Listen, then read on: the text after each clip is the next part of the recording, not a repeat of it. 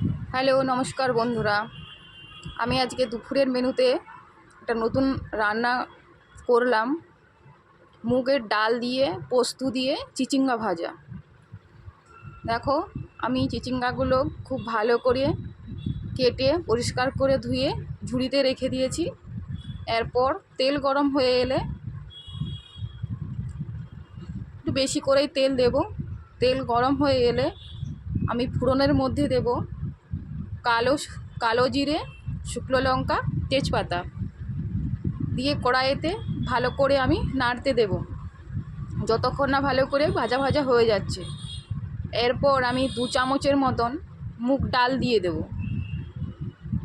2 চামচের মতন মুগ ডাল দিয়ে আমি কিছুক্ষণ ভাজতে থাকবো ওটাকে। তোমরা তো অনেক রকমই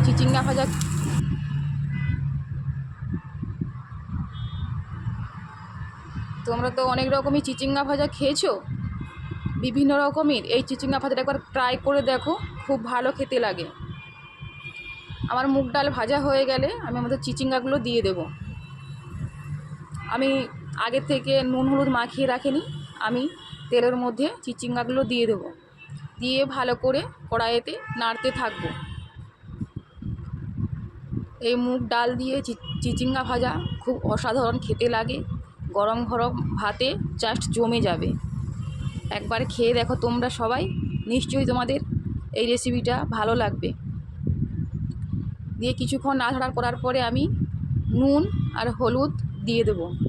নুন হলুদ দেওয়ার পর আবার খানিকটা নাড়তে থাকবো। একটু নাড়তে থাকবে, নাহলে নিচে কড়ার তলে না হলে লেগে যেতে পারে। দেখো কত সুন্দর দেখতে লাগছে। এরপর আমি টমেটো পেঁয়াজ ওর মধ্যে অ্যাড করব।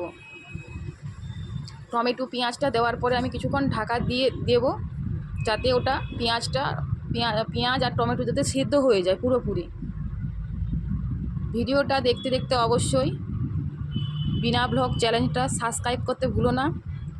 পাশে থাকা বেল আইকনটা প্রেস করে দেবেন। আর ভালো লাগলে লাইক কমেন্ট শেয়ার করবেন। ভাজা আমার মোটামুটি হয়ে গেলে আমি ওর মধ্যে ঘি দেব। তোমরা তো সবাই জানো, সব তরকারিতে একটু ঘি দিলে খেতে দারুণই লাগে, টেস্টি লাগে। তাই আমি একটু ঘি দিয়ে দিলাম উপর থেকে। ঘি দেওয়ার পর আমার মোটামুটি রান্না ভাজা হয়ে গেছে। ভাজা হয়ে যাওয়ার পর আমি ডেকোরেশন করে নেব। দেখো, কাঁচা লঙ্কা ধনেপাতা দিয়ে আমি খুব সুন্দর করে ডেকোরেট করে নিয়েছি প্লেটে। গরম ভাতের সাথে তোমরা একবার বানিয়ে খেও। লাইক কমেন্ট শেয়ার করো। থ্যাংক ইউ বন্ধুরা, সবাই ভালো থেকো।